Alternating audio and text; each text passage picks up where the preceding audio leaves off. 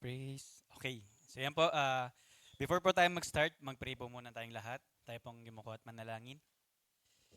Panginoong Diyos sa dakila sa lahat, magandang hapon. Kami po ay nandirito, Panginoon, para makinig ng iyong salita. Help us, Lord, yung aming mga puso. Tulungan niyo kami empty namin to lang sa gayon, Lord, ang inyong salita ang magpupuno dito. And nasa gayon din, Panginoon, kami po ay makapagbigay ng 100% attention, focus as we listen to your word. And I pray, ano man yung mga distractions na pwedeng maging dahilan para hindi namin ma-receive ang yung word, help us, oh God, na i-set aside muna namin yun. And ako, nagagamitin nyo ngayong araw na ito na magdadala ng inyong mensahe. Tulungan nyo nga po ko, Panginoon, humingi po ko sa inyo ng katalinuhan, ng karunungan. Lord, ayoko po, Lord, na mag-lean sa sarili ko lamang experience, sarili ko lamang knowledge. Nawa, Lord, na alam ko ako rin ay ngayon ay listener din, though ako ay gagamitin nyo, Lord, na instrumento para mag-deliver. I know na ako rin ay Panginoon ay meron din kailangang baguhin sa sarili ko. Kaya nga, Lord, maraming salamat sa privilege. O God, alam ko na ako po ay mga may pagkukulang, pagkakamali, but still you have given me that chance, opportunity. O God, and I hope and I pray na hindi nga po maging hadlang ang aking flaws, ang aking shortcomings to deliver, Lord, effectively and efficiently ang inyong salita. Maraming salamat. Ito aming panalangin sa pangalan ni Jesus. Amen and amen. Isa pong malakas na palakpak sa ating Diyos sa buhay. And welcome po.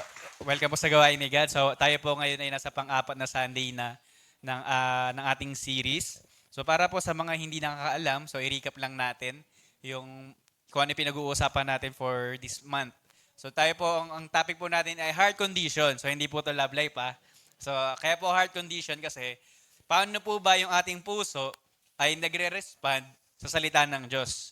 Kaya ka po nung first Sunday pinag-usapan po natin the power of God's Word. So ano ba yung kapangyarihan ng salita ng Diyos sa buhay ng bawat isa sa atin. And then yung mga following weeks, about naman ito sa mga puso kung paano nagre-respond kapag nakakarinig ng salita ng Diyos. Yung number one niya po, yung the indifferent heart. Ito yung mga tao na totally wala silang ano ba yung term? Wala silang pake sa pinapakinggan nila salita ng Diyos. Parang papasok sa kanang tenga, lalabas sa kaliwang tenga. Parang ganun. So yun yung mga indifferent heart. Shallow heart naman, ito naman po yung mga tao na marahil tinanggap nila yung salita ng Lord, pero hindi nag-ugat, ay, napindot, sorry. Pwede mong ibalik. Ayan, sige, salamat. Sorry, napindot dito. Napindot ko ba o napindot yan? Pero anyway, ayun nga, yung ano naman po, ayan, yung shallow heart, yun nga yung mababa, yung hindi nag-ugat yung salita ng Diyos sa puso nila, kaya madaling tatanga. And then, for today, pag-uusapan natin yung troubled heart. Kung mapapansin nyo po, yung second, third, and fourth, yung pang ngayon, puro ano siya eh, puro sermon type yung mensahe. Kaya ano po, ngayon yung ngayong fourth Sunday ng March, ito yung last sermon hopefully, and next week, yung message ni Kuya Glenn, sana hindi siya sermon. Though si Glenn, pag nagme-message, laging sermon yung dating. Hindi, joke lang. Hindi, joke lang po. Commercial lang yun. Pero ito, para mas maunawaan po natin yun yung pag-uusapan natin. Basahin natin yung salita ni Lord. Dito po umiikot yung pinag-uusapan natin buong month of March. Matthew 13:7, sabi po sa English, other seed fell among thorns, which grew up and choked the plants. Sa Tagalog, may mga binhi namang nalaglag sa may matitinik na halaman. Lumago ang mga halamang matitinik at sinangkal ng mga ito ang mga binhing tumubo doon. So ito yung talinghagan na binigay ni Jesus Christ sa audience niya about sa pakikinig ng salita ng Diyos. So ito yung sa itong verse 7, ito yung focus natin. And sa verse 22, ayan, dito naman in-explain na ni Jesus Christ anong ibig sabihin nito. Sabi niya sa Tagalog, ang binhi namang nahulog sa may matitinik na halaman ay ang mga taong nakikinig ng mensahe. Ngunit, dahil sa pagkabalisa sa maraming bagay at pagkahumaling sa kayamanan, nawawalan ng puwang sa kanilang puso ang mensahe at hindi ito nagkakaroon ng bunga.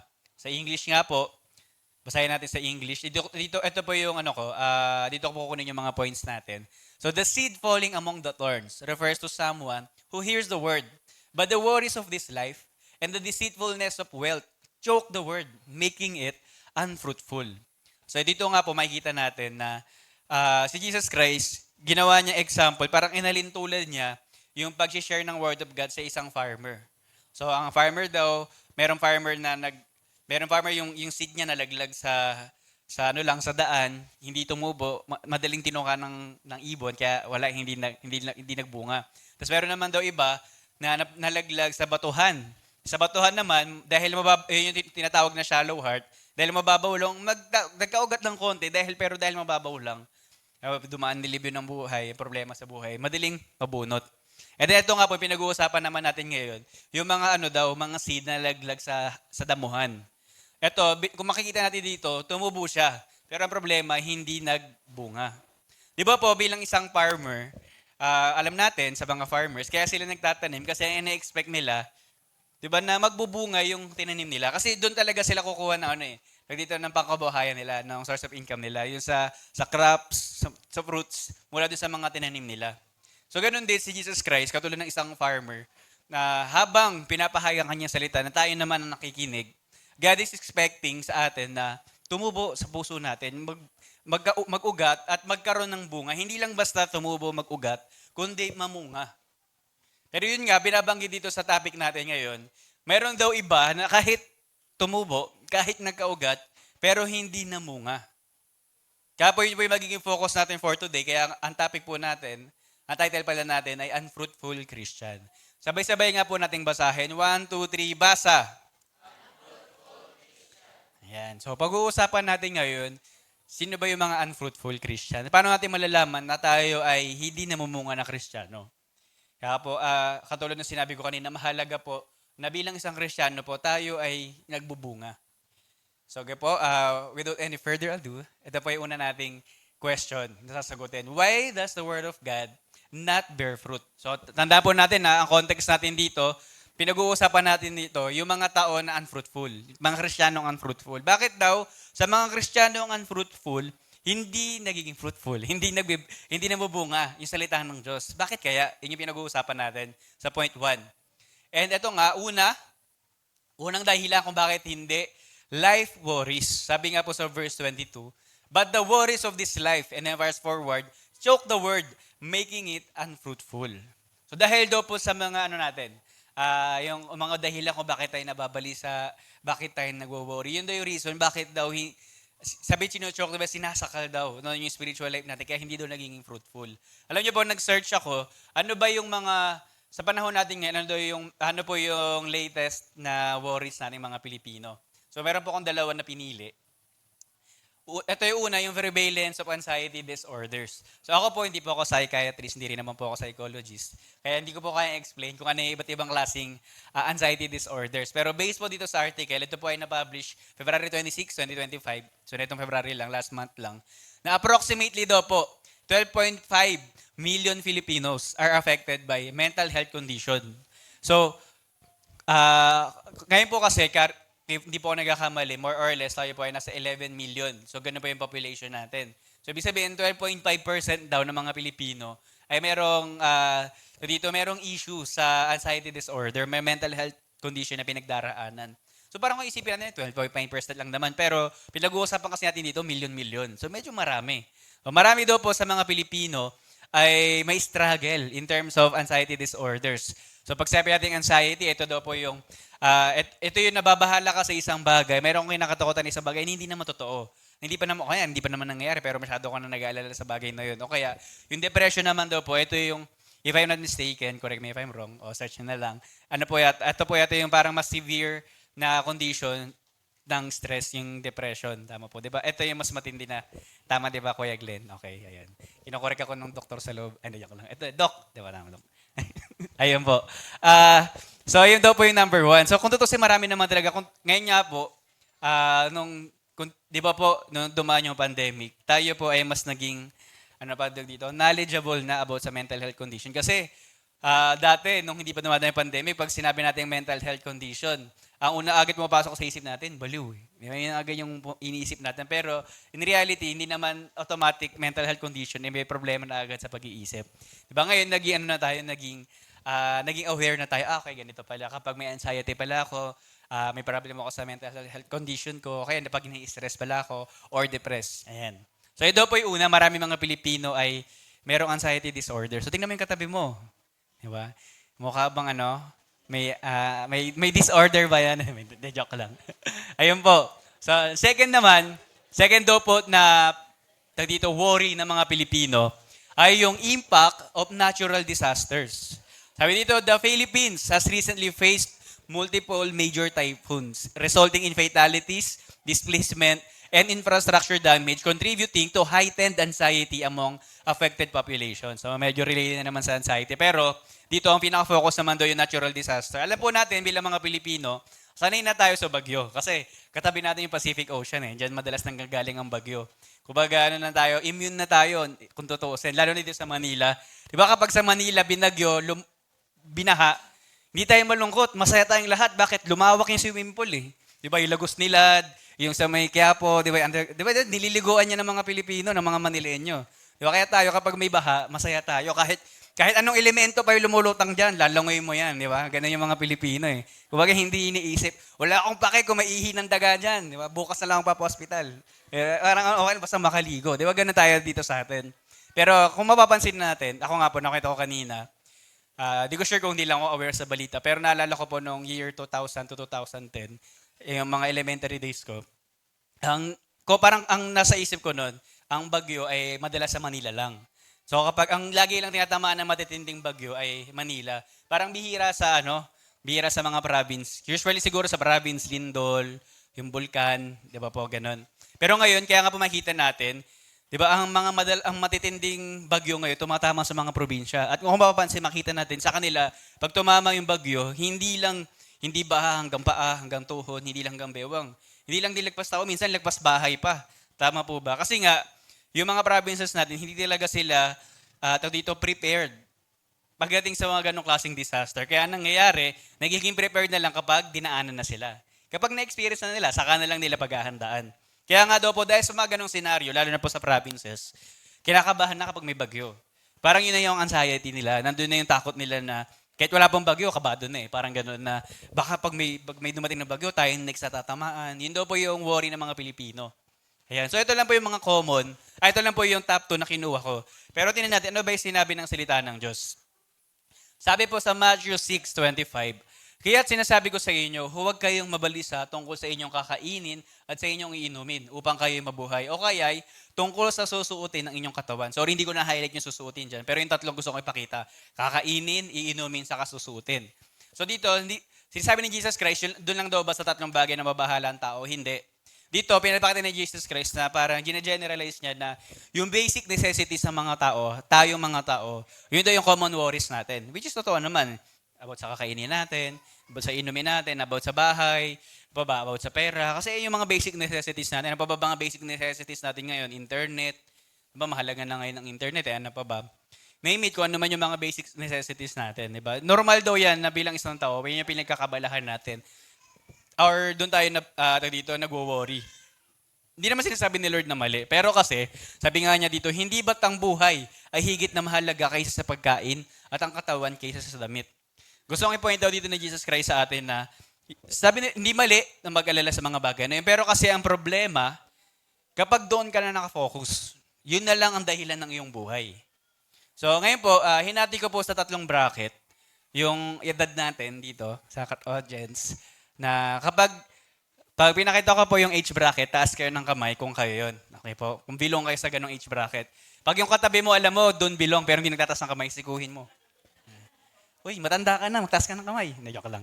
Pag kasama siya doon sa age bracket, yan po, kalibitin niyo yung kasama niyo. Okay, so dito sa mga age bracket na papakita ko, ito yung mga common worries ng belong doon sa bracket na yon. Okay po ba? Sige po, una, sa mga kabataan, sa youth. Yung teens daw, yung 13 years old, and early 20s hanggang 24 years old. So kung kayo daw po ay belong sa 13 to 24 years old, taas ang kamay. Taas ang kamay. Konti lang. Karamihan ba ng teens nandito? Okay, so sikuhin mo hindi nagtataas ng kamay. Sikuhin mo. Hindi marunong makinig eh. Taas ang kamay. Hindi, joke lang. Okay po. So ito daw po, maraming salamat. Ibaba niyo po ang inyong mga kamay. Maraming salamat sa inyong response. Dito po, makikita. Number 1 daw po na worry ng mga youth. Lalo na po sa mga nag-aaral, ay yung kanilang academic performance. Siguro dun sa mga early 20s, yung future career. Kasi malapit na silang makapagtapos or nakapagtapos sila. Katatapos lang nila ng pag-aaral. So, dito po, dapat normal daw po sa mga kabataan, lalo na sa mga nag-estudyante, na sila ang kanilang worry ay about sa school. So normal lang yon. Hindi yung normal worry natin. Tingnan mo yung katabi mong estudyante, mukha bang nababahala sa school yan? Hindi kuya, chill lang siya eh. Bakit? Walang pakialam sa school yan, kaya ganyan, hindi nababahala. O unless na lang, matalino talaga. Alam niyo, kung kilala niyo po si ano, sige po, tingin kayo sa akin. Kilala niyo po si Sheldon Cooper sa Big Bang Theory na series. Siya po, 13 years old pa lang ata siya, patapos na siya ng college. Pag gano'n siya katalino, yung katabi mo ba, gano'n katalino, kaya hindi nagwo-worry sa school? Diba? Syempre, kung gano'n siya katalino, wow. Pero kung hindi naman, katulad ko lang na normal tayo mga tao, hindi tayo ganang genius. Diba dapat sa atin, worry natin. Kumbaga, normal sa atin pala na dapat tayo ay, syempre, dahil mahalaga sa atin yon, nababahala tayo sa ganong bagay. Tama po ba? Amen. Sa katandaan po natin, hindi sinasabi ng iba, bakit kuya, meron namang ibang hindi nakagraduate pero yumaman, naging successful. Halimbawa, sinasabi nila, si Elon Musk daw, hindi daw nakagraduate ng college, pero tingnan mo siya. Di ba, naging matagumpay siya. Sana lahat ng hindi nakagraduate, naging matagumpay. Ang tanong, si Elon Musk, ano pa ba? Si Steve Jobs, o baka isama pa si Bill Gates. Diba? Anong difference niya sa inyo? Matalino sila. Ang tanong, matalino ka ba? Anong naimbento mo? Sila, naimbento yung Tesla. Diba? Naimbento yung Apple. Naimbento yung Windows. Ang dami lang naimbento. Ikaw, anong naimbento mo? Diba? Yung chismis ng kabilang kapitbahay mo, yun lang yung naimbento mo. Diba? Tapos, gusto mo pang, ayaw mo ba mag-aral ng mabuti? Do alam naman natin na good grades is not equivalent to good future. Alam naman natin yun. Pero, ang laki ng impact ng magandang education sa magiging kinabukasan natin. Kaya nga, di ba po, sa atin, dito po sa simbahan, sa mga umatin ng prayer meeting, kasama po sa prayer items natin, pinapanalangin natin yung education ng mga kabataan na mag-aral ng mabuti. Ipapanalangin natin mag-aral ng mabuti ang mga kabataan, wag mahawa sa masasamang bisyo. Kasi nga alam natin yung importance ng education. Kaya nga sabi mo sa katabi mo, dapat study muna. Study first. Sabi mo sa katabi mo, study first. Sa mga katabi mong estudyante. Ayan. Next naman daw po, social acceptance. Okay po, ayan. Maraming salamat sa inyong response. Yan, dapat ganyan, responsive. So second naman po, na ano daw po, worry ng mga kabataan ay social acceptance and peer pressure. So ano yung sabihin ng social acceptance? Tingnan mo, the way you dress, the way you talk, di ba? Kailangan kakma rin sa society, sa paligid. Paano ba ngayon nananamit ang mga babae? Paano ba nananamit ang mga lalaki? Dapat ganun din ako. Dapat hindi ako naiiwan sa uso. Kung ano yung meron sila na bagong gamit, dapat ako matry ko din. Bukod sa mga pagbili ng mga bagay-bagay, okay pananamit, pagsasalita, ano pa? Kung ano yung uso ngayon na hobby. Ano ba uso ngayon? Di ba? Running era daw ngayon. Kaya nga marami nung January, ang dami tumatakbo. Di ba? Kahit kabataan, marami tumatakbo. Kasi nakita nila, nakita ko si ganito, sa kasi ganyan. Tumakbo sila ng 3K. Ng 3 kilometers, tatakbo nga rin ako. Okay, 5 kilometers. Diba? Di naman sino yung mga nagsimula noong January? Taas ang kamay. Hindi, wag na. Baka pag tinanong ko, tumatakbo ba hanggang ngayon? Baka hindi na eh. Baka kasi nga, uso lang, sumasabay lang sa uso. Kaya kita mo noong January, ang dami tumatakbo. Pero pagdating ngayon ng March, actually, di pa nga tapos yung January, wala na agad eh. Kasi nga, tinatry lang makasabay sa uso. Hindi ko naman sasabing mali. Lalo na sa pagtakbo, syempre maganda yung resulta nun sa katawan. Pero, dahil nga yung peer pressure ba, kung ano lang yung nangyayari sa paligid, kailangan makasabay ka. Lalo na yung social media comparison. Kung ano yung nakita mo sa social media, lalo na kapag meron kayong fina-follow ng mga influencer. Syempre, kaya nga term influencer, kung ano yung ginagawa nila, dapat gagawin mo rin. So makikita mo yung iba na pag napansin mo, napag-iiwanan ka, para merong pressure sa'yo na kailangan makasabay ako. Sa mga kabataan daw, ganun daw po yung normal na kanilang kinakabahala. Siguro pagbigyan natin kasi nga kabataan pa lang tayo, may times talaga ganun yung normal sa atin. Kumbaga, part ng pagtanda yan. Di ba? Ayun. So, praise. Pangatlo, yung parental expectation. So, ibig sabihin ng parental expectation, halimbawa po, kapag sa mga kabataan, ang pangarap mo paglaki maging artista. Diba? Gwapo mo naman. Diba? Ang pangarap mo maging artista, pero sabi ng mukha mo, hindi. Hindi, joke lang. Kaya sabi ng parents mo, anak, mahirap lang tayo. Diba? Kaya nga meron pong alam ko po, baka po meron mga ganitong story sa atin. Doon narinig ko sa iba, meron ganitong story na iniisip ng mga magulang, sana po walang ganitong magulang sa loob ng simbahan. Meron daw po ibang magulang, ang pananaw nila, kung ang anak nila ay lalaki, Huwag ka na mag-aaral, makakabuntis ka lang naman. O kaya babae na kanila, huwag ka na mag-aaral, mabubuntis ka lang naman eh.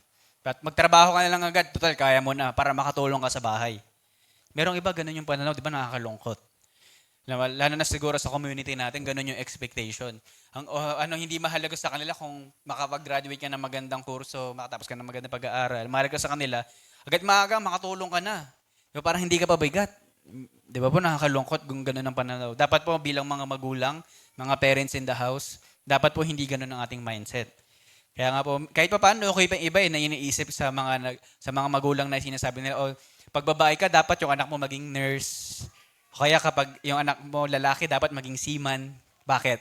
Kasi inisip nila automatic yung pera. Pag ganun, malaki agad ang kita. Pero syempre, alam naman natin, hindi naman ganun basta-basta yun. Diba? Pero kayo nga, dahil sa iba, kaya meron tayong ibang mga kabataan dito na meron responsibilidad agad na tumulong sa tahanan, tapos na estudyante pa lang, napipilitan silang mag-aral, magtrabaho ng maaga. Kaya merong marami sa atin dito working student, tama po ba? Kasi nga, ang goal is para tumulong sa bahay. Tanong ko, mga nanay, mga tatay, nakakatulong ba? Yung mga nagtatrabaho. Sana po nakakatulong kayo sa tahanan nyo. At the same time, habang kayo nag-aaral. Kung tutusin, alam nyo po, saludo ako sa mga ganong klaseng estudyante na working student. Kasi, ngayon pa lang, di ba, binibigay nyo na yung best nyo kasi alam nyo yung importance ng pag-aaral. Na kahit nagtatrabaho na kayo, still, hindi nyo iniiwanan yung pag-aaral. Diba? So, ay ma-glorify si God sa inyong buhay. Sige, palakpakan nga po natin ang bawat isa. Sa last nga po dito, yung identity and self-esteem. So, sa identity and self-esteem, ito yung yung pagtingin sa inyong body image. Diba, mayroong iba sa atin dito kapag ikaw ay hindi ka kaputian, gusto mo maging maputi. Kasi feeling mo, yun yung magpapaganda o magpapagwapo sa'yo. Kaya, kung ikaw naman ay, dito, maputi, hindi ka ganun kaitiman, gusto mo maging tan. Kasi inisip mo yung magpapaganda sa'yo, magpapagwapo sa'yo. Kaya, kung yung buhok ay straight, gusto mo magpakulot. O kung kulot ka naman, gusto mo na magpa-straight, di ba? Hindi mo maintindihan. Diba, alam niyo po yung yung term na kapag sa mga sa mga AFAM, alam niyo yung mga AFAM, di ba? Alam niyo yung mga AFAM. Sabi daw, meron daw, sabi nila, yung mga pananaw daw ating mga Pilipino, yung mga AFAM daw mahilig sa exotic. Alam niyo yun? Mahilig sa exotic. Alam ng mga tita natin yan eh. Na-joke lang. Di ba, alam mo yung parang para sa pananaw natin, minsan sa standards natin, hindi ganun kagandahan physically. So, inisip na, kaya ang term exotic, yun daw yung gusto ng mga foreigners. Kasi kung tutuusin, ang mga foreigners kasi, yung lalo na yung mga nasa western, sila kasi matatangos sa ilong nila, matatangkang sila, mapuputi na sila.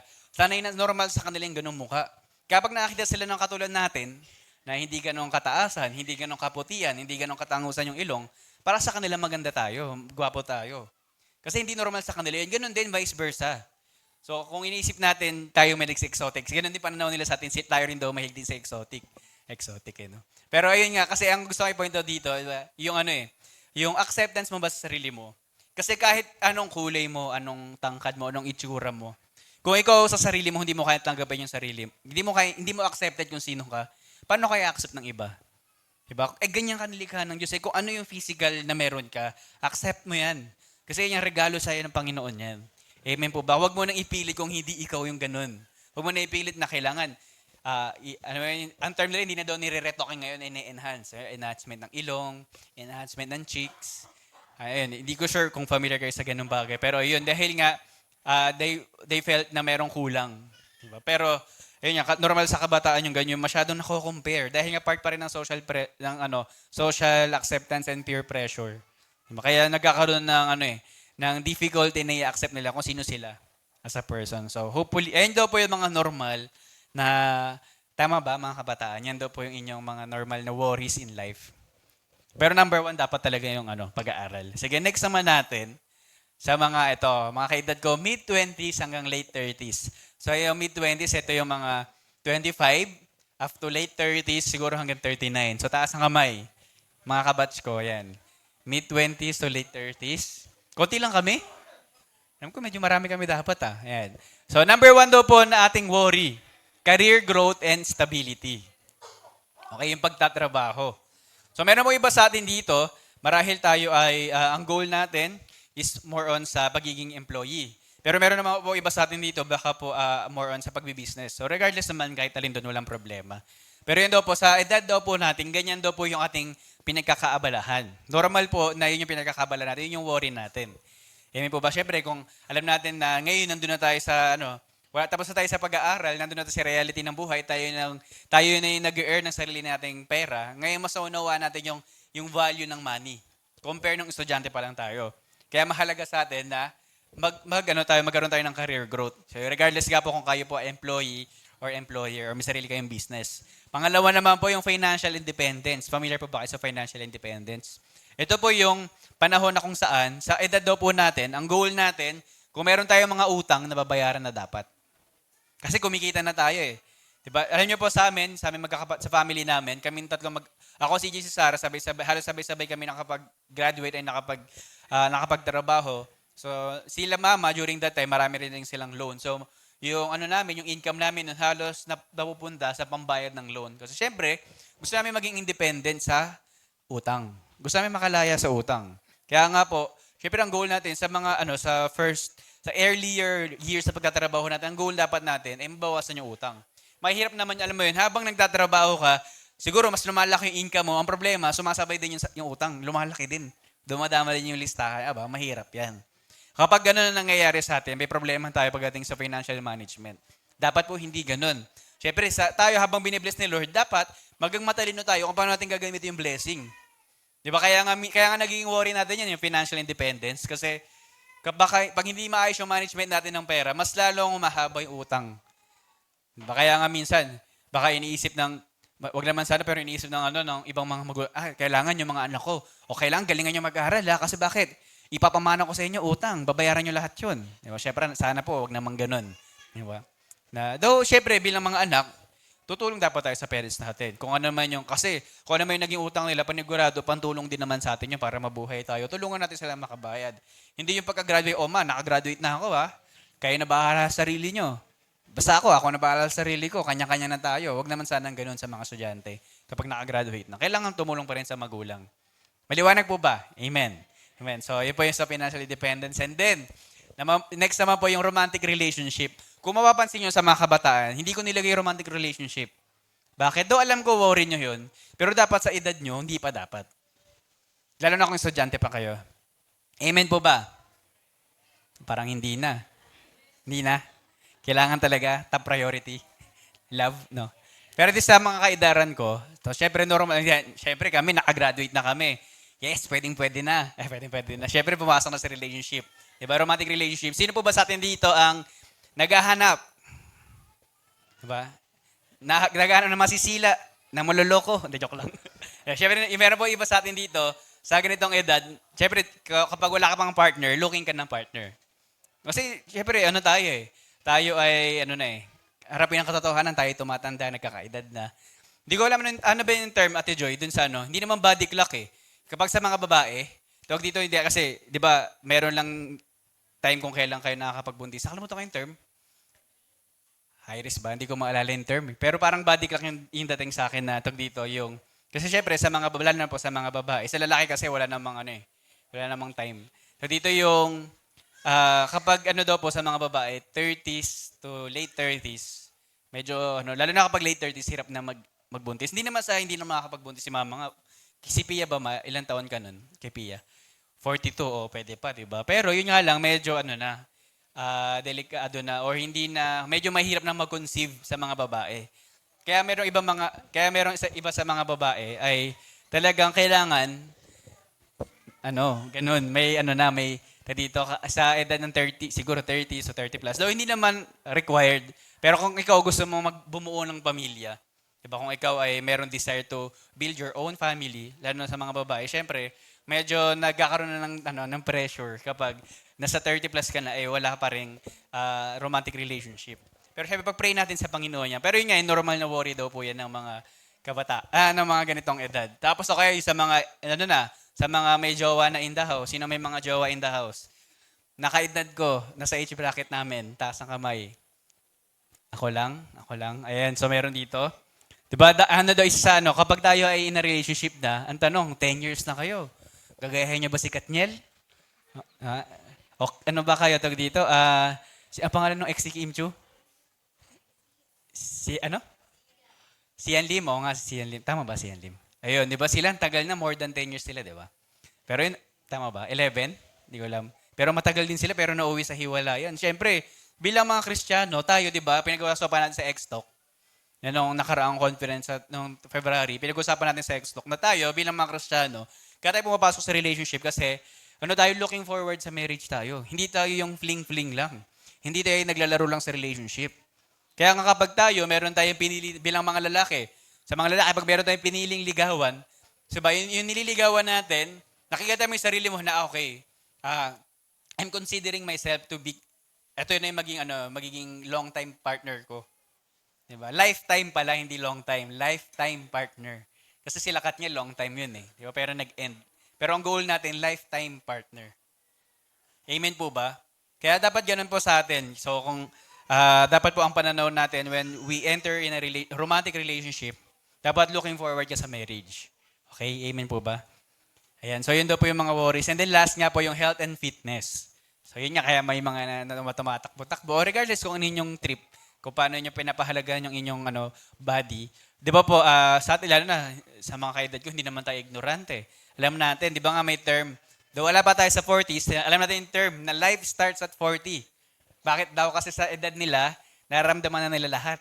Diba? Pero sa atin, siyempre sa atin, hopefully wala pa tayo doon, wala pa tayong nararamdaman sakit or karamdaman, dapat tayo po, pinapahalagahan na isa sa worries natin, na dapat, kung paano natin ipe-prevent na tayo magkaroon ng diabetes, magkaroon ng hypertension, ano pa ba, kidney failure, diba? Liver failure, regardless kung ano mga failure, syempre, okay, higit sa lahat yung cancer. So, kung ano yung mga kaya nating iwasan, ngayon pa lang, sa edad natin, hindi lang sa mga young adult, kahit sa mga kabataan. Ngayon pa lang, dito, pahalagahan na natin yung katawan natin. Matanda, ito, regalo sa atin ng Panginoon. Kaya nga, wag nating hintayin na, nasa panahon pa tayo na pwede nating ma-prevent kung ano naman yung possible na maging sakit natin. Huwag na natin hintayin na lumabas yung sakit, saka tayo magiging dito aware, saka lang tayo magiging maingat sa katawan natin. Huwag sanang ganun. Amen po, papalapakan natin ng Diyos. Amen po. So yun po yung sa mga young adults na worries daw. Ayan. Sana tama naman, no? Na-cover naman. Then sa panghuli,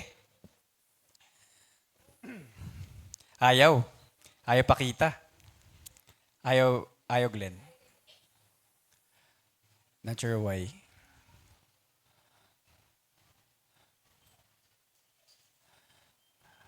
Ayun na, gumanan na. Okay. Next naman po, yung 40s and above. Ayan. Baka na-expect nyo old. Di ko nilagay old kasi syempre, para bilang respeto, di ba? Huwag lagay natin old. Kailangan 40s and above. Yan. Medyo respectful yung dating. De, joke lang po. Ayan. So number 1 daw po na worry ng mga 40s and above. So sino po yung mga 40s and above? Taas ang kamay.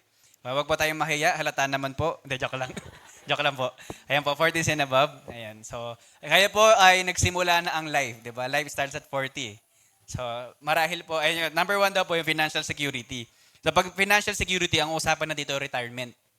Na kailangan, pag nag-retire ako, alam mo na ano yun? Kaya nga po, merong iba, pinagpaplanuhan nila kung anong edad sila magre-retire. Iba, goal nila. Ako gusto ko mag-retire, 30. Wow, mayaman ka ba? 30 ka magre-retire. Tayo, hindi naman tayo mayaman eh. Kaya nga minsan, di ba, mayroon tayong pension, pinag-ipunan natin. Lahat ng investment, papasukin natin. Di ba? Merong MP2, may MP3, may MP4, di ba? Lahat na lang na MP, pinapasok natin. Kasi nga investment, o kaya yung mga forex, stocks. Kasi alam natin, yan yung, yung magiging source of income mo sa iyong retirement plan. Kaya nagbibuild ka ng business na kayang isupply yung iyong needs. So, ayun yung part ng financial security. Pag sabi natin financial security, yung kahit hindi ka nagtatrabaho, yung mga source of income mo, kaya kang buhayin. Lalo na kapag dumating sa point, sa mga 40s and above, sa retirement age. Di ba po sa atin, ang retirement age, 65, tama po ba? Sa bansa natin, pag 65 ka na, bawal ka na magtrabaho. Dapat hindi ka na nagtatrabaho. Kasi nga, matanda ka na eh. Kailangan, enjoy mo na yung life mo. Ang problema, wala tayo nun. Diba? Hindi natin napagandaan. Hindi tayo financially secure. Baka kahit tapos na lagpas ka ng 65, gagawa ka pa rin ng paraan para kumayod. Kasi nga, hindi natin na-secure ang financial natin. Kaya yun po yung pinupoint na financial security. Sa edad, sa mga 40s na nababa, ito na daw po yung kanilang pinaghahandaan. Actually, dapat, the moment na nag-start ka magtrabaho, magkaroon ng sariling income, dun pa lang dapat pinaghahandaan mo na yung financial security. Amen po ba? And then, Next naman po dito yung health issues. Ayan, normal to, di ba? Life starts at 40. Yung masakit yung tuhod, masakit yung paa, masakit yung likod, masakit yung tiyan, di ba? Masakit yung batok, lahat masakit. Hindi ka pwedeng humiga, hindi ka rin pwedeng tumayo. Paano ka pa mabubuhay niyan? Di ba? Lahat na lang masakit. Kasi nga, nagbubunga na yung mga ginawa mo nung kabataan mo, di ba? Kanyari, mahilig ka sa chicheria, lahat ng junk foods kinain mo. Anong pwede mong maging problema, di ba? Sa kidney failure. Diba? Kaya lahat ng matamis, di ka mapigilan. Diabetic ka ngayon. Diba? Lahat ng fatty foods, matataas ang calories, hindi mo binabalanse. Ano nangyayari? Hypertension. Diba? Kasi nga, lalabas at lalabas. Kaya nga merong iba, kahit hindi pa nag-40, lumalabas na eh. Kasi nga, hindi nag-control yung sa health issues. Pero ngayon, sa mga 40s nga, ito daw yung normal na issues natin. May times, kahit hindi mo naman, kaso may times yung iba, yung hereditary, di ba? Namamana. Kaya may mga panahon minsan kahit matanda ka na, kahit wala ka namang ginawa na para mag-cause, siguro dahil nga namana mo siya, meron, minsan lumalabas. Yun yung mahirap eh, diba? Kaya may times ganyan sa mga 40s and above, dyan nararamdaman yung mga sakit-sakit sa katawan. Nararamdaman mo na, Rems? Di pa naman. Di pa. Joke lang. Ayun, so health issues. Ayan, next naman po yung marriage and relationship stability. Ito, maganda ng second service kanina pinag-usapan namin. Pinag-usapan ng bakit mahalaga na sa pipiliin mo magiging partner, dapat hindi lang ito yung basta napili mo lang kasi lalo na kung ikaw ay nagmamadali na. Dapat pagpipili ka ng lifetime partner mo, alam mo talagang, alam mo yun, bukod sa romantic relationship, kailangan meron kayong friendship na na-build. Kasi darating yung time kapag tumanda na kayo, kapag wala yung companionship, na hindi nyo trip yung bawat isa, ang hirap niya pag tumanda kayo, pag hindi nyo trip yung bawat isa. Panagurado, kaya minsan makita nyo pag tumanda na kayo, iisipin ng iba, bakit kaya ito, ang tanda na, pinipili pa maghiwalay. Kasi hindi talaga na-build yung good relationship sa kanilang dalawa. Minsan dahilan lang, lalo na pag merong iba yung nagmamadali magpakasal, dahil feeling nila, huli na sila sa kalendaryo, nagpakasal na lang bigla.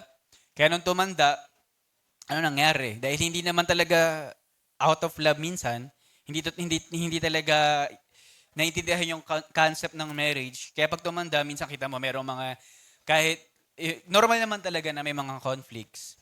Pero kapag mali yung reason ng marriage, mali yung dahilan, kaya pag dumating yung matinding conflict, hindi nakakayanan naghihiwalay. Kaya nga po tayo, di ba, tayo ay against sa divorce. Kasi lahat yung pinag-isa ng Diyos, di ba, ay bawal na maghiwalayin. Di ba, till death do us part. Pray mo na lang, di ba, nakunin ni Lord ng maaga kung sakali. Pero syempre, wag naman ganun, di ba, naka-record tayo wag ganun. Yeah. Ayan, so, dito, kaya nga pero mahalaga, kasi sa mga panahon daw po na ito yung pinag-uusapan na yun, normal, siguro sa mga panahon na ganito, tanongin mo asawa mo, mag-reflect ka, ilang beses na ba tayo nagtangka maghiwalay? Buti hindi mo ko tinuluyan, kasi tutuluyan kita. Diba? Joke lang. Pero yun nga. Then sa panghuli, family responsibilities. Alam niyo po, ito isa sa mga nakakalungkot, sa family responsibilities, yung iisipin mo, yung lalo na dahil nga ikaw ay umiedad na, syempre naisip mo dito, yung darating yung time kukunin ka ni Lord. Diba? Hindi mawawala yun kasi wala namang, meron ba immortal dito? Baka vampira ka. Diba? Pero syempre lahat tayo darating yung time, gagraduate. Diba? Kukunin tayo ni Lord. Syempre isipin mo kapag meron ka maiiwanan na, meron ka, halimbawa, sa mga nanay tatay in the house, meron ka ditong anak na 40 years old, nakasandal pa rin sa'yo. Diba? 40 years old. Isipin mo, paano pag namatay ako, paano na to? Walang magpapakain sa kanya. Panalangin mo, isasama ko lang to sa hukay. Kasi palamunin naman ito baging pabigat pa to sa iba. Hindi, joke lang po. Joke lang po yun. Pero kasi meron po, di ba, iba. Kasi tutusin, worry mo yun eh. Halimbawa po, sa bahay na lang. Sabi po, kasi yung parents ko, di ba meron kaming humabol na bunso, si Pia 10 years old pa lang. So yung parents ko, syempre sila ay tumatanda na rin. Panalangin ko nga para sa kanila na hopefully, sila ang kasama ni Pia sa marcha niya sa graduation sa college. Diba? Siguro mga 10 or 12 years from now. So siguro si Pastor, during that time, mga 72, 73, si Pastora naman, 60 plus. Siyempre, inisip ko, bata pa sila nun. Parang sa ganong bracket, sa tingin ko bata pa. Pero sabi nga ni Pastora na nagkukwentuhan kami, sabi niya, syempre Jay, hindi mo naman masasabi yung buhay. Hindi mo naman hawak yung future, di ba? Hindi mo alam. Baka, hindi natin alam. Hindi natin masasabi yung life. Kaya nga sabi niya, sila Pastora, kasi sila pinaghahandaan nila kasi yung future ni Pia. Kasi kami nila, ako, si EJ, si Sarah, pwede na kami patalsikin sa bahay. Yung matatanda na kami. Kaya na namin lumakad mag-isa. Pero si Pia, kasi bata pa siya. Diba? Siyempre ako, nalulungkot din ako na kapag hindi ma-experience si Pio yung experience namin nung kasama namin yung parents namin, lalo na kapag gumraduate na sila mama, saka sila papa, di ba? Hindi natin masasabi. Ganun din siguro, naiisip ng iba sa atin na mayroong parents na nagkakaedad na. Normal na maiisip yung ganung bagay. Pero, syempre, ano yun eh, part ng life. Di ba? Hindi mo naman maiiwasan yun. Ba, lahat tayo ay darating sa point na mamamatay. Kaya ngayon, pagdating sa mga magulang natin na nasa ganitong edad na, yun yung mga normal na kanilang pinag-iisipan. Normal na worry yan. Okay, so yung mga binanggit ko kanina mula sa mga kabataan, sa mga young adults ngayon, sa mga 40s and above, pinag-uusapan natin yung mga normal na worries in life. Hindi po yan mali hindi yung kasalanan. Sinasabi ko lang na ito yung normal, part ng life yan eh. Kaya ka nagkakaroon ng pinoproblema mo yan, inaalala mo yan. Walang problema doon. Kaso, doon nga sa topic natin, dahil daw sa life worries natin, dahil daw masyado kang nakafocus doon, nawawala na po ang sa atin ng salita ng Diyos. Kaya hindi siya nagbubunga. Sabi nga po dito, ayaw ulit. Ayan, sabi po dito, you can't change the past. Siyempre alam natin, past is past. Kung ano may nangyari ng past, learn from it na lang. But, you can ruin. Pwede mo daw sirain yung present mo by worrying about the future.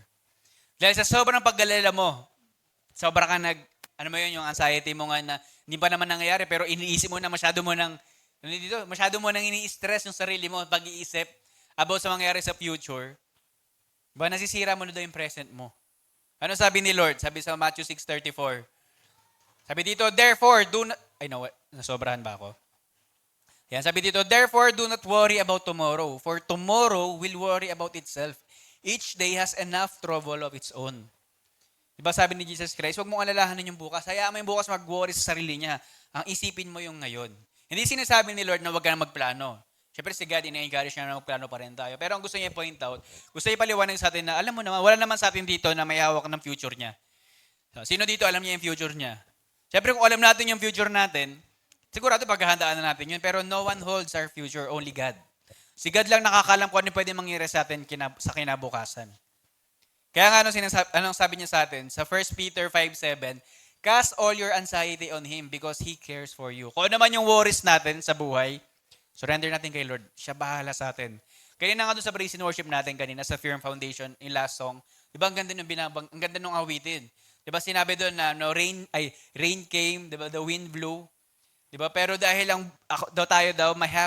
my house is built on you kay Jesus Christ, di ba I'm gonna make it through. Di ba natin malalagpasan natin? Alam mo, doon nakikita ko doon sa kanta kanina na yung gift ni Lord na peace of mind. Na kahit alam mong maraming possible na dumaan na problema, alam mo hindi ka matatakot. Hindi dahil kaya mo. Kasi alam mo kaya niya. And He cares for you, sabi nga ng salita ni Lord. Sabi niya sa atin, si Lord ang bahala sa atin. Kaya kung ano man yung possible na worry na meron kayo, mga pinag-usapan natin kanina, i-surrender natin kay Lord. I-surrender natin kay Jesus Christ. Kaya nga binanggit niya sa Matthew 6:33, hindi ko nalagay dyan. But seek first the kingdom of God and His righteousness and all these things. So makita niyo sa Matthew 6, pinag-uusapan doon yung about sa mga worries natin mga tao. Ano ang conclusion ni Jesus Christ? Huwag kang mag-worry ibigay mo sa Kanya. Unahin natin siya at siyang bahala sa needs natin. Ano man yung worries mo, si Lord bahala dyan. Alam niya kung anong future mo at alam niya kung anong best para sa'yo. Amen po ba? Palapakan natin si God. Next naman po natin, nasobrahan ako. Ayan, lies of wealth. Sabi nga dito yung mga kasinungalingan doon ng kayamanan. But the worries of this life and the deceitfulness of wealth choke the word, making it unfruitful. So ito daw yung pangalawang dahilan kung bakit hindi nagbubunga sa buhay natin ng salita ng Diyos. Dahil daw sa kasinungalingan ng kayamanan. Magandang ginamit sa Tagalog pagkahumaling sa kayamanan. Tingnan mo yung katabi mo. Diba? Mukha ba? Mukha bang nahuhumaling sa kayamanan? Masakit pakinggan, no? Pag sabing, mukha bang pera yan? Tingnan mo yung katabi mo. Kamukha ba ni Rizal, ni Ninoy? Ay, iba na pala ngayon, no? Hayop na. Di ba hayop na? Ano ba yung sa 500? Anyway, pero yun nga kung mukhang pera. Yung pinag-uusapan. So, sabi nga no, 1 Timothy 6:10, sapagkat ang pag-ibig ng sa salapi ay ugat ng lahat ng kasamaan. Dahil sa paghahangad na yumaman, may mga taong nalalayo sa pananampalataya at nasasadlak sa maraming kapighatian. Very true. Di ba? Totoong-totoo. Alam natin, na, lalo na sa mga young adults and 40s and above, sa atin, alam natin yun, mas nauunawaan na natin yung value. No, it will never solve your problems. Siguro, marahil kahit papano, medyo magiging komportable, pero hindi ibig sabihin nun wala ng problema. Diba? Kaya nga po tayo, kung tama yung mindset natin pagdating sa pera, kung tama yung pagkakilala, alam mo kung ano para saan yung pera, but dapat it will never replace our trust in the Lord. Yes, kailangan mo yung pera, pero tandaan mo, mas kailangan mo ang Diyos. Mas kailangan natin si God. Wag sanang dumating sa point sa atin dito sa loob ng simbahan. Wag sanang dumating sa point na mas mahalaga sa atin ang pera kaysa sa Diyos. Kasi sabi nga dito sa last, nasasadlak sa maraming kapighatian dahil doon sa pag-ibig sa salapi. Sabi dito, pursuing wealth at all costs can bring stress, broken relationships, regret, and a sense of emptiness rather than true fulfillment. Ito yung kasinungalingan ng pera. Yung akala mo, it will fulfill your life. Na kapag mas marami ako nito, mayaman ako, ganyan-ganyan, I am fulfilled. Tandaan niyo po, hindi. Mayaman ka man or sakto lang, pare-parehas lang tayo may problema. Meron tayong kanya-kanyang problema. Hindi porket sa tingin nyo, nagagawa nila, yung mga may pera, nagagawa nila ganito, ganyan. Ibig sabihin ba nun, hindi sila problemado? Wala na ba silang stress?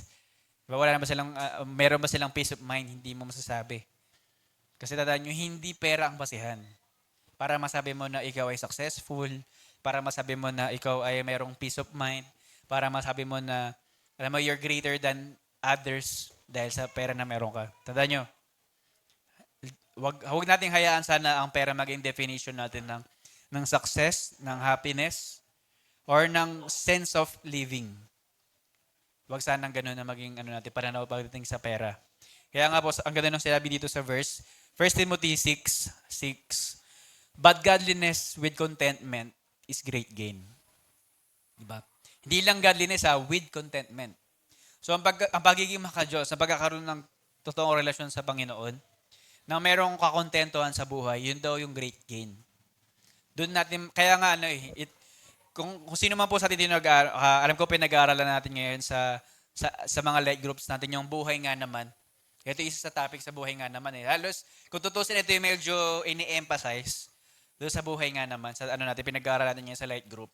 Ang ganda na pinag-uusapan doon. Dito isa sa mga highlight. Pinanggit doon, di ba, meaningless yung pagtatrabaho, meaningless yung pagkakaroon ng maraming salapi. Kasi nga, it's about the fear of God. It's about yung sa godliness. Kaya nga, we hope and I pray. Kaya pala, tayo minsan, hindi tayo naging fruitful. Baka masyado tayo overwhelmed sa mga worries in life or baka mukha na tayong pera. Hindi na natin nakakalimutan na natin ang Panginoon. Kaya nga, babalikan natin yung verse. Matthew 13:22, the seed falling among the thorns refers to someone who hears the word, but the worries of this life and the deceitfulness of wealth choke the word, making it unfruitful. So ngayon, naunawaan natin kung bakit ba may mga Kristiyano na hindi namumunga. Pero ngayon ang tanong, kaya ako hinighlight ito, refers to someone who hears the word. Ngayon, ito yung last question natin. Is this verse applicable to me? Ngayon, tanongin mo sa sarili mo, ito bang pinag-uusapan natin ngayon, para ba to sa akin? Tanongin mo yung sarili mo ngayon. Para sa akin ba to? Ngayon parang manawatin, habang inaaral ko ito, iniisip ko, ang unang pumasok sa isip ko, ang kausap dito ni Lord is yung mga stagnant Christian. So tingnan natin. Meron dalawang klaseng Kristiyano. Una, stagnant Christians. Christians who struggle with worldly distractions but still have a relationship with Christ. So yun daw po yung mga stagnant Christian. Next naman daw po yung superficial Christians. So superficial believer is someone who appears to follow Christ outwardly but lacks genuine commitment or transformation. So ano daw yung superficial? Ito yung mga peke, yung sa panlabas lang, mukhang nagpapakita ng Kristiyano, pero hindi naman pala talaga. Yun daw pa yung superficial Christian. Sige, tingnan natin, aralin natin. Does this refer to Christians who remain stagnant? Yung Matthew 13:22, para ba to sa mga stagnant Christian? Sabi dito, stagnation in faith means lack of growth. But this verse goes further. So dito, hindi daw pinag-uusapan kung ikaw yung Kristiyano na kulang sa paglago. Hindi daw yun yung pinag-uusapan sa Matthew 13:22. Ang pinag-uusapan daw dito, it describes people whose faith is actively choked by worldly distractions.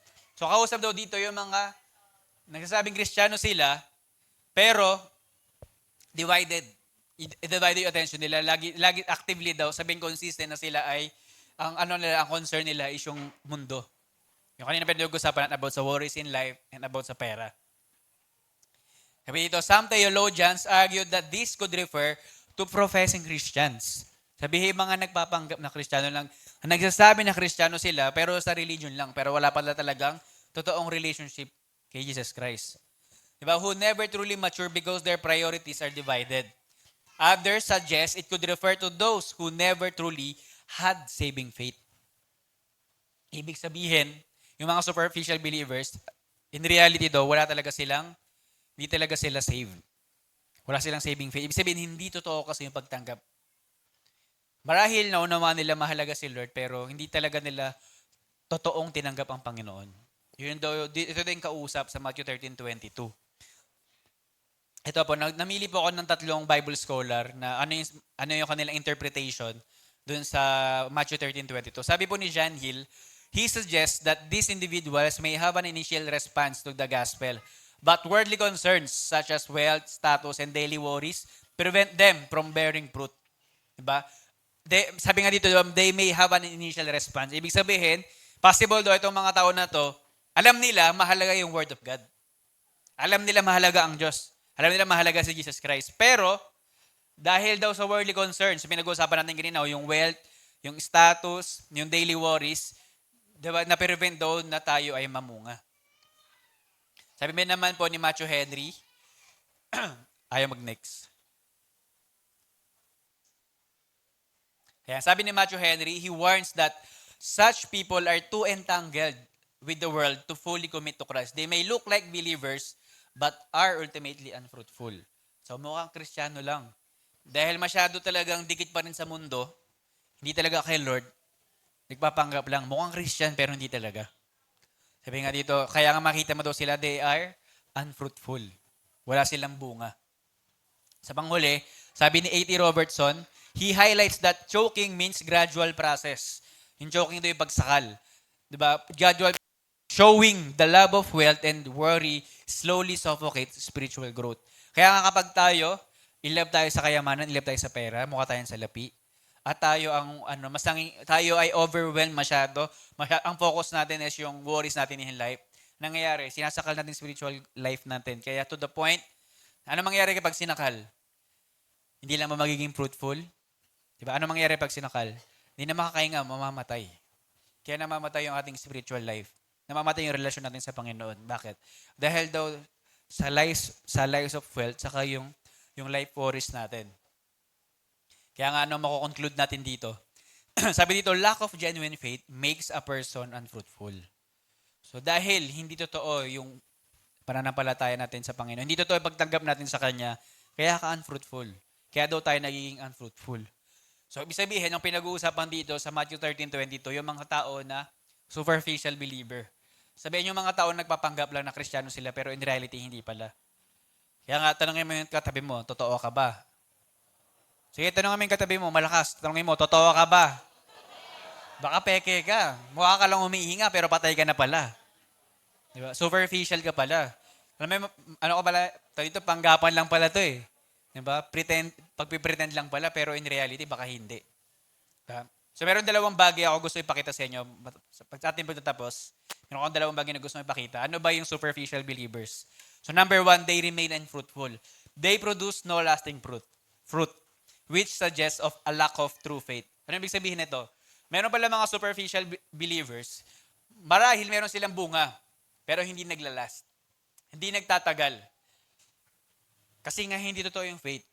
Kasi minsan, nandyan, minsan wala. Minsan active, minsan hindi. Bakit ba nagiging ganun ng isang Kristiyano? Kasi nga divided yung attention. Kasi hindi talaga kay Jesus Christ yung focus nila. Kaya makita mo, kaya marahil, kaya baka makita natin minsan, pwedeng minister to. Ano yung pinag-uusapan natin yung hindi lang attender, hindi unbeliever. Pinag-uusapan natin tayo yung mga nasa loob. Kaya pwede itong minister, pwede itong leader. Regardless kung sino ka pa. Kasi pwede ka pwede meron kang bunga, pero tingnan mo, nagtatagal ba? Kasi kung hindi nagtatagal yung fruit mo, Hindi na ako gano'n magdudwell pagdating sa fruit. Next week yun yung pag-uusapan natin about sa fruits. Pero dito, masasabi, di ba, na hindi ka doon nagpo-produce ng lasting fruit. Sabi nga po ng John 15:5, I am the vine. Sabi ni Jesus Christ, siya daw po ang puno. You are the branches. Tayo daw po ang mga sanga. If you remain in me, kapag tayo ay nanatili kay Jesus Christ at si Jesus Christ sa atin, you will bear much fruit. So anong dahilan? Ba't daw tayo namumunga? Kasi nagre-remain tayo kay Jesus Christ. Kasi Jesus Christ nagre-remain sa atin. Two-way dapat. Hindi dapat si Jesus Christ lang. Hindi lang dapat si Jesus Christ na may commitment sa atin. Parehas tayo, may commitment din dapat tayo kay Lord. Kaya kapag ganun daw, kaya tayo nagbubunga. Kasi nagre-remain tayo sa Kanya at siya sa atin. So kung wala, ano mangyayari? Kaya nga sabi dito, apart from me, you can do nothing. Kaya hindi ka namumunga. So sabi sa verse 6, if you do not remain in me, you are like a branch that is thrown away and withers. Katulad ka doon ng isang, kapag tayo daw hindi na natili kay Jesus Christ, para doon tayo sa katulad ng isang sanga na nakahiwalay sa puno. Kaya namamatay na. Anong gagawin kapag merong ganun? Such branches are picked up and thrown into the fire and burned. Babangon ulit. Ayun. Sabi po dito, di ba, tayo daw po ay itatapon sa apoy. Di ba, sino po dito nakita na kapag merong sa isang mga hardinero, di ba normal po kapag morning sa mga garden, merong nagsisiga. Ano ba yung sinisiga nila? Plastic ba? Di ba yung mga nalaglag na tuyong halaman, mga buwang kahoy, di ba kaya mga branch na naputol na, yun yung sinisiga nila, pinapaapoy nila. Kasi baka nila sinisiga yun.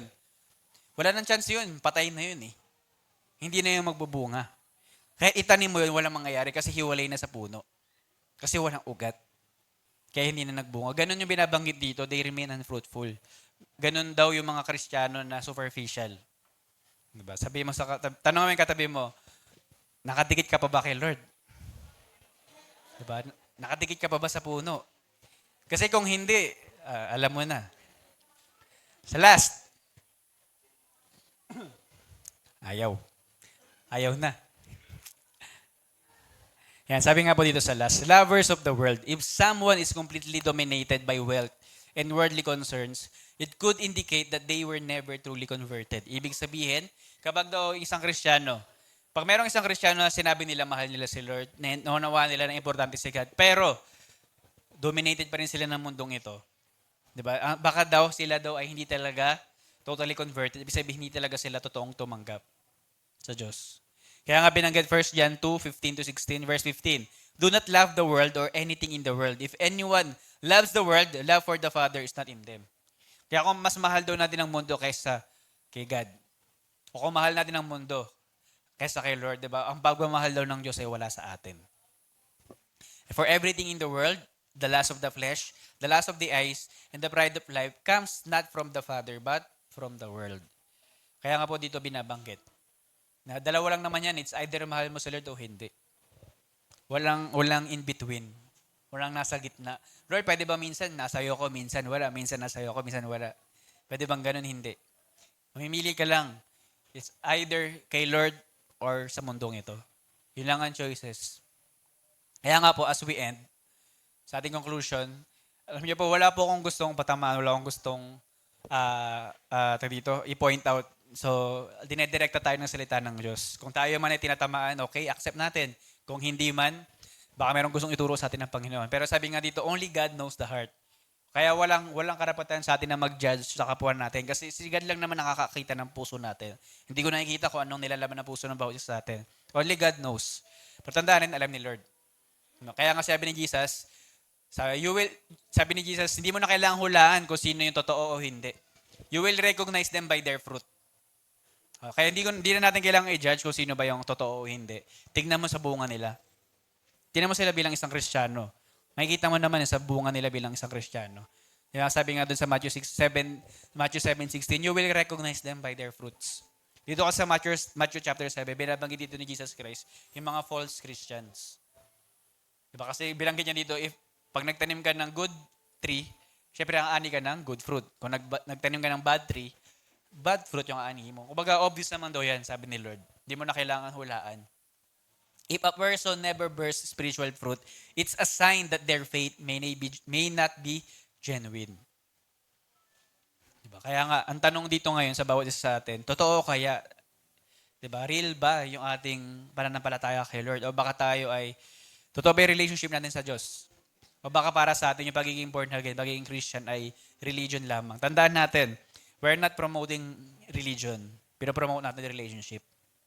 Ikaw bahala kung anong gusto mo ilagay na sa biodata mo, kung ikaw ay Catholic, Muslim, INC, it's up to you. Pero ang goal natin dito ay, kamusta yung relasyon mo sa Panginoon? Kasi yun yung pinopromote natin, yun yung mas mahalaga. Diba? Yun yung ano eh, yun yung ano natin eh. Sabi sa John 14:6, diba? I am the way, the truth, and the life. No one comes to the Father except through me. Sinabi ni Jesus Christ. Kasi si Jesus Christ, pananampalataya natin sa Kanya, diba? Ang daan para tayo ay maligtas. So walang iba. Walang ibang binigay na pangalan kundi pangalan ng Panginoong Yesus. Kaya kung hindi ka totoo, tanongin mo ngayon yung sarili mo. Kung hindi ka nagbubunga, tanongin mo ngayon yung sarili mo. Na Kristiyano ka ba talaga? Amen. So tawagin natin si Pastor.